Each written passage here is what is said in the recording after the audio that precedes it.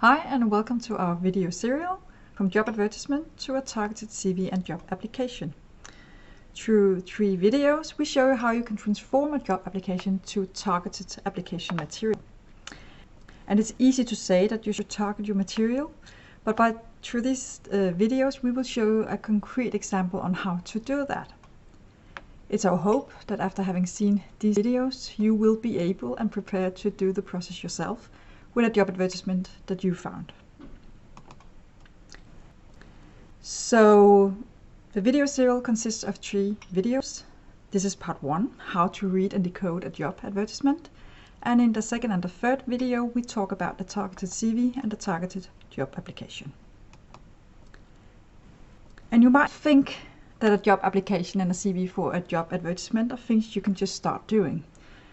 But as you will see very shortly, there's a process behind this that makes it possible for you to make much better application material, a better CV and a better application for the job when you follow a process. So with 5 steps, where the first being read and understand what they write in the job application, research the company, try to understand their needs. One thing is what they write specifically in sentences and specific competences in the job advertisement, but what are they looking for that might not be standing there? What can you kind of figure out from what they're writing, and what more should you investigate? Which leads us to number 2. Outline relevant questions. Use your personal and your professional curiosity to figure out, what do I need more information about to understand the company, the job, to get an idea about what should I present to them so it's relevant for them and they can see the match between me and them. And having found some good questions to ask, it's time to step 3, which is about answering the questions yourself. You start by doing some research yourself. Some ways to do this is to, for example, use different websites, to Google, the company website, LinkedIn, Facebook, Infomedia, and so forth. You simply try and figure out a lot of places where you can find some of the answers to the questions you found in number 2. In step 4, you start asking others. You have found some answers to your questions. Now it's time to use the remaining questions and give them to someone else. So ask if you have someone in your network who is in the sector or in a similar position maybe, or maybe even in that company working somewhere. You can try and ask some of the questions. Also, you can call the company. There will always be a contact person in the job advertisement. So you can call and ask them the remaining questions. We always suggest to do this because it's a way for you to get more information and get more relevant information you can use in your material for applying for the job. Having gone through these first 4 steps, it's time to actually make the targeted CV and the job application. So you use your knowledge for the first 4 steps to target the material. And one thing is saying all these things. Now there's a concrete example where I'll try to show you what this means. So here is an example of a job advertisement.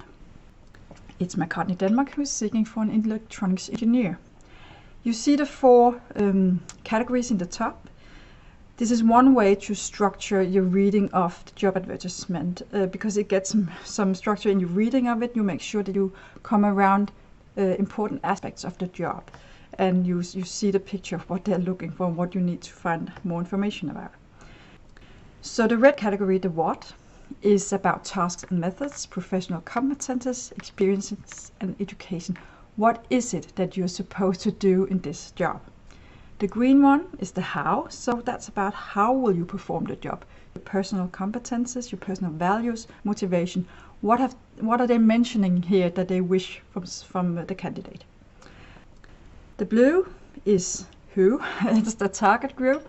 Who is the product for? Who are buying it, using it, and so forth. The yellow category is the where. It's the company culture. In this case, it's McCartney. It's the colleagues, it's the values, the vision they are describing in the job advertisement. Let's go more into details. Here you see the highlighted red ones, the whole what thing. So saying it's an electronics engineer, we know that it's someone who finds the best solution to very complex technical challenges. It's a competent and talented electronics engineer. It's someone who follows the product from sales to delivery. That's what you need to be able to do. More in responsibilities, it's about designing, testing and implementing subsea, navy and marine electronics equipment. That's like the real core task here. It's about development of electronics on a module and system level, and it's software for embedded electronics and user interfaces. Yes, then there's a whole list of area of responsibilities. Looking through it, it's again about the electrical design, software development, project meetings, technical support, test and quality control to keep up to date with trends, etc., and also something with the budget. So we get a lot of information about what is the job about, the professional competences, how do I match into this. Then they say something about what they wish for in the background from the people applying. And it is a wish list. Remember this, because often you won't be able to fulfill maybe more than 70-80% of the wish list. If there's something that's crucial for the job, you will often see that they will write that very, very specifically. Here they say it's a bachelor or master degree in electronics engineering or other relevant education within electronics, automation or software. You need to have some practical experience with electronic production and industrial applicant design. And you need minimum 1 year of experience with electrical design. Remember that also your study program counts here, your project work at AAU and so forth, that's also practical experience. Then there's a lot of different points with different experience with electrical design, software design again and so forth. And finally also English at a high level, both written and spoken. Yes. Let's move on to the green category, the how would we like someone to perform this. The first line, it says you need to be passionate about electronics engineering. Passionate. So there's the motivation. You really need to like this. It says under your profile they need someone who are driven, self-motivated, pragmatic, comfortable in a fast pace, team player, adaptable, humor, proactive, accurately and correct, and thrive in a busy environment, keep track of tasks when it gets hectic, positive, responsible and independently. So that's a lot of different words. I noticed that they mentioned something about fast pace, hectic environment a couple of times. They again say something about this being accurately and correct. They also mentioned this in the red category, the what. So the next one, the who is it for? Something about some customers, and then they, on the second page, they say it's onshore industry operators, it's subsea surveyors, the renewable energy sector, ocean science institutes, maritime civil engineering industries, and navies across the world. So we got one step closer to who are the customers here. We know something about them, we would like to know more. And then the yellow category, the where. We know it's McCartney. They say about themselves that they're an exciting international company with a good working environment. They say here in the job ad, our engineering department is comprised of several teams. You will be in the electronic teams, a well-founded group of 4 colleagues in a busy, again, an informal working environment, etc., etc. It also says further down, in-house electronic production. And it says on the other side that it's an international company. There's a solid growth and a grand ambition. It's about that they has the means and the will to turn ambition into reality, high professional level and so forth. This is something about their values and their visions, and if you can identify with these as well. Further down they say something about the global supplier of underwater technology, etc. And they again say global 24/7. So there's also something about this international global environment. I also just noticed that they put two names here. They put the HR partner you can call, and they put the team leader you can call for more information and for answering questions that you might have to this job. So we read through the job advertisement. Now we have some notes for the job ad, some important themes. So looking through this, several things strikes out. So for example, being passionate about electronic engineering. That's something we should target in the material. Designing, testing and implementing, basic part of the job, so obviously we need to address that. Development of electronics on a module and a system level, as well as software for embedded electronics and interfaces. Yes. Complete tasks accurately and correct. That was mentioned a couple of times as well. It makes sense in an engineer position. It's a very technical position. There's of course some testing and stuff that you need to show that you understand why is that relevant. And there's the self-motivated, work in a fast-paced environment. Make sure we target that as well. Team player and adaptable. Things happen along the way. And as well, being responsible and independent. You can always discuss which wording should be in the important themes. And these are the ones that we can see is relevant to at least make sure that we address and exemplify. It also leads us to some relevant questions. For example, what are McCartney's proprietary components and how do they apply them?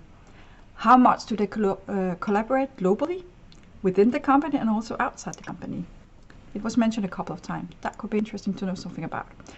Who is the target group for the products? We got some idea, but we could like some more details about who could it be.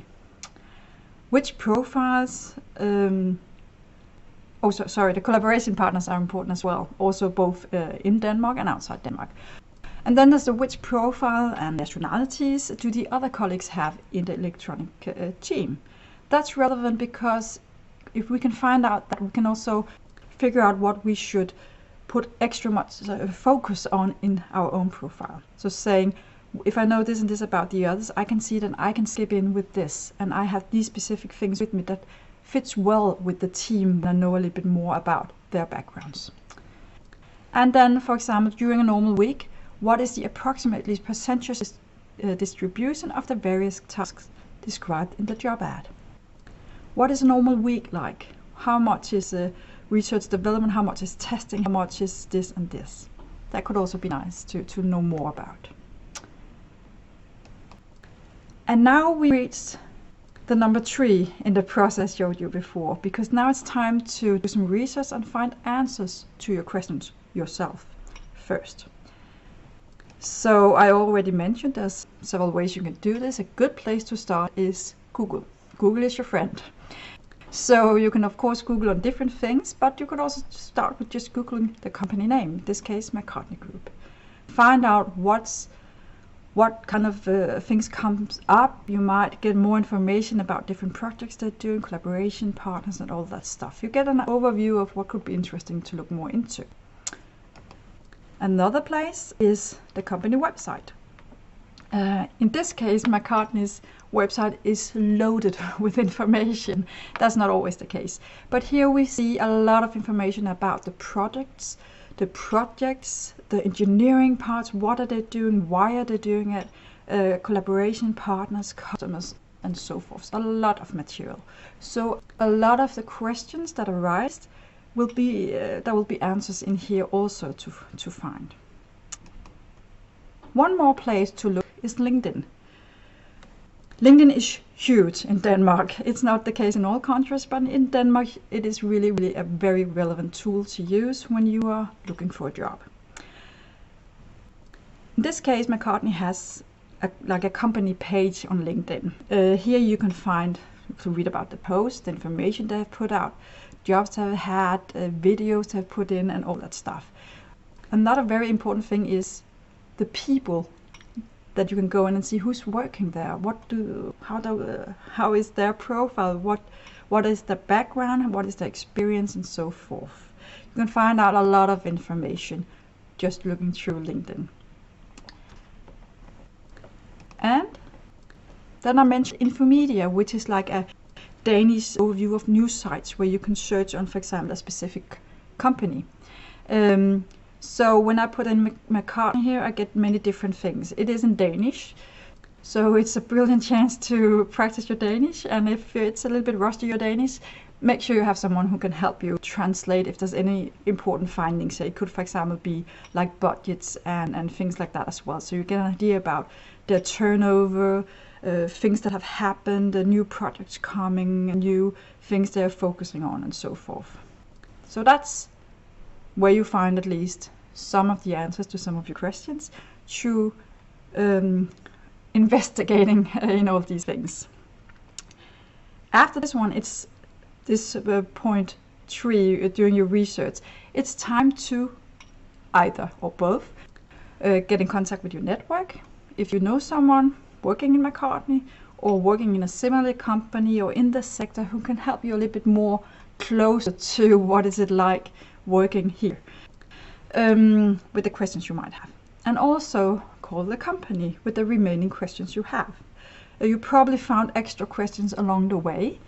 As I mentioned, there's an HR person mentioned in this specific job ad and a team leader. I would always say call the team leader, call the person closest to the job and the job content, because you will have much closer dialogue with what you're going to do in the job, and it will be on a professional level, that way you can talk, you understand both what you're talking about in a better sense than when you talk, for example, here to a person who will be much further away from the job and the content of the job. So remember that. Having talked to the HR person, with the contact person here, this is actually the end of video 1, because this was about how to read and decode a job advertisement. The next step is that we talk about CV and how do you transform this learning into a targeted CV. So we hope you gain a better understanding on how you can better your material for job advertisement by spending some time on researching and looking into the ad. I hope to see you in the other videos as well.